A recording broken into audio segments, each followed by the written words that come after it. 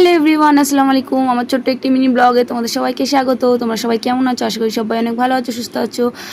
আমরাও অনেক ভালো আছি, সুস্থ আছি। তো আজকে আমি বাজারে গিয়েছিলাম।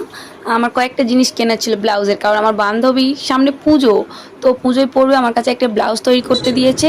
তো তার জন্য আমাকে বাজারে যেতে হয়েছিল ব্লাউজের কয়েকটা জিনিস কেনার জন্য। তো আমি একা একা যেতে আমার ভালো লাগছিল না, তাই জন্য আমি দুলাভাইয়ের সঙ্গে করে নিয়েছি। আর রাফসানও একটু জেদ ধরেছিল যাওয়ার জন্য, তো ওকেও সঙ্গে করে নিলাম। ভাবলাম তিনজনেই যাই। তো তারপরে এই রাস্তায় প্রচণ্ড ভিড় ছিল, তোমরা দেখতেই পাচ্ছ, সবাই পুজোর কেনাকাটি করছিল। তারপরে আমি ফাইনালি শুধু দোকানে চলে গিয়েছিলাম, কারণ ওখানে আমার অনেক কিছুই কেনার ছিল সেই জন্য।